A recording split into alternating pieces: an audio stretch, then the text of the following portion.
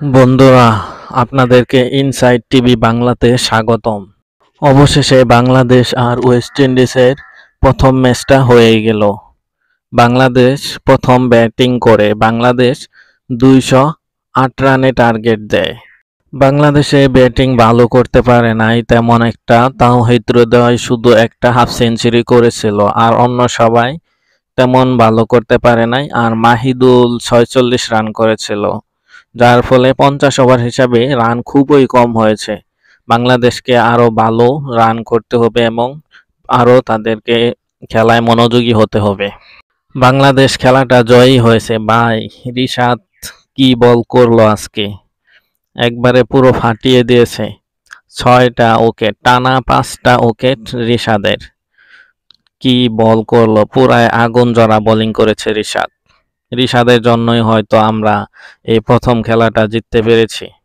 আজকের ব্যাটিংয়ে সাইফের জন্য খুব খারাপ লাগলো, কারণ আমরা সবাই সাইফের ব্যাটিংটা দেখার খুব আশায় ছিলাম। যাই হোক, খেলাটা জিতেছি, এটাই হলো অনেক বড় কথা।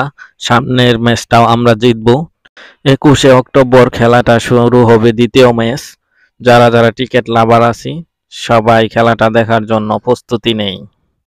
আর বাংলাদেশ টিমকে আমরা বলবো তারা যেন খেলায় আরো মনোযোগী হয়, তারা আরো অনেক ভালোভাবে তাদের ব্যাটিং ও বোলিং ট্রায়াল করুক, যাতে ওয়েস্ট ইন্ডিজকে বাংলাদেশ হোয়াইট আউট করতে পারে। আজকের খেলাটা দেখে কেউ রিশাদ হোসাইনের প্রশংসা না করে থাকতেই পারবে না। আসলে সত্যি সে কি যে খেলা দেখিয়েছে, এমন খেলা কে আপনারা কতদিন আগে দেখেছেন? কেউ বলতে পারবেন যে একাই সে খেলার মোড় ঘুরিয়ে দিয়ে একাই খেলাটা জিতিয়ে দিল? ব্যাটিংও ভালো করেছে, টানা ২টা বলে ২টা সিক্স মেরেছে, ১২ বলে ২৬ রান করেছে আর টানা ৫টা উইকেট। এরকম কোনো খেলার এরকম কোনো নজিরেই নাই যে কেউ টানা প্রথম ৫ উইকেট কোনো একজন বোলার নিয়েছে। সেটা আমাদের রিশাদ করিয়ে দেখিয়েছে। তাই আমরা সবাই খেলাটা দেখে খুব খুশি হয়েছি শুধু রিশাদের জন্য, রিশাদের এমন আগুনঝরা বোলিং এর জন্য। সবশেষ বাংলাদেশ ক্রিকেটকে আমরা সবাই ভালোবাসি, এটাই বলবো। সবাই ভালো থাকবেন এবং বাংলাদেশ ক্রিকেটের পাশে থাকবেন। Bye bye.